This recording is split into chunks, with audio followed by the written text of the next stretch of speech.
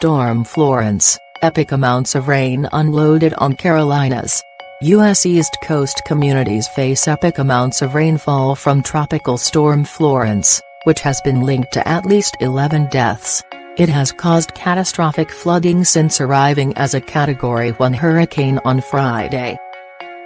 Some towns have already seen 2 feet, 60 centimeters, of rain in 2 days, with totals forecast to top 3.5 feet, 1 meter, in places.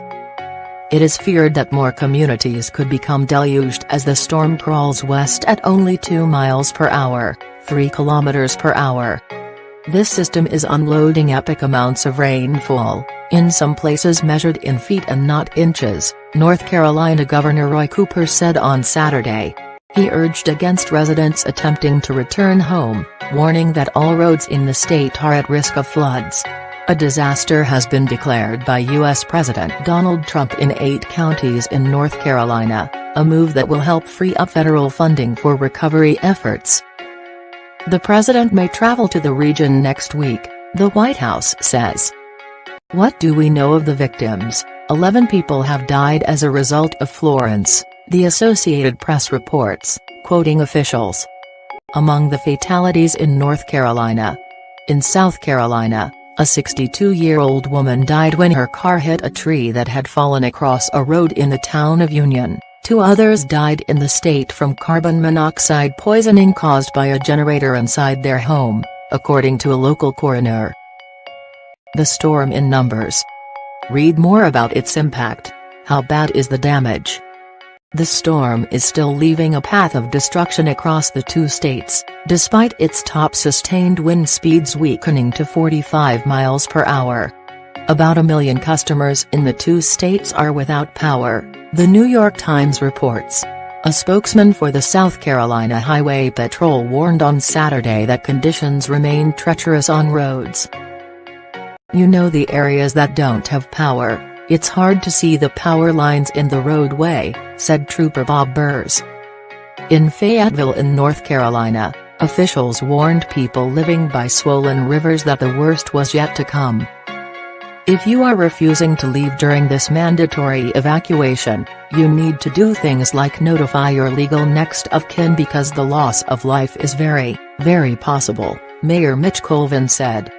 Scores of residents had to be rescued from flooding by emergency responders and volunteers in New Bern, North Carolina, on Saturday. Colleen Roberts, city public information officer for the area, told BBC World News more than 4,000 homes had been destroyed or completely damaged there, based on calls they had received for emergency services. That's preliminary at this point. And we have 300 businesses that are damaged or destroyed. Where is the storm heading now? The center of the storm moved slowly westward on Saturday across the Carolinas, bringing further heavy rain and flooding, the U.S. National Hurricane Center says. It is expected to weaken gradually as it moves inland, heading northwards through the Ohio Valley by Monday. The Federal Emergency Management Authority has said motorists should not attempt to drive through floodwaters. Just turn around and don't drown, officials said. Hurricanes. A guide to the world's deadliest storms. Hurricanes are violent storms that can bring devastation to coastal areas, threatening lives, homes and businesses. Hurricanes develop from thunderstorms, fueled by warm, moist air as they cross subtropical waters. Warm air rises into the storm. Air swirls in to fill the low pressure in the storm, sucking air in and upwards, reinforcing the low pressure.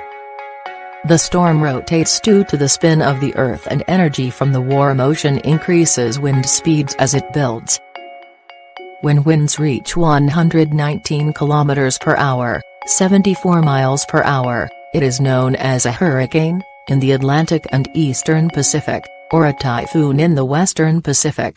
Everybody has a plan until they get punched in the face. Well, we're about to get punched in the face. Florida Mayor Bob Buckhorn, ahead of Hurricane Irma, 2017. The central eye of calmer weather is surrounded by a wall of rainstorms. This eye wall has the fastest winds below it and violent currents of air rising through it. A mound of water piles up below the eye which is unleashed as the storm reaches land. These storm surges can cause more damage from flooding than the winds. Urgent warning about the rapid rise of water on the SWFL coast with the passage of Irma. Move away from the water. Tweet from the National Hurricane Center. The size of hurricanes is mainly measured by the Saffir-Simpson scale. Other scales are used in Asia-Pacific and Australia. Winds 119 to 153 km/h. Some minor flooding, little structural damage. Storm surge plus 1.2 meters to 1.5 meters. Winds 154 to 177 km/h. Roofs and trees could be damaged. Storm surge plus 1.8 meters to 2.4 meters.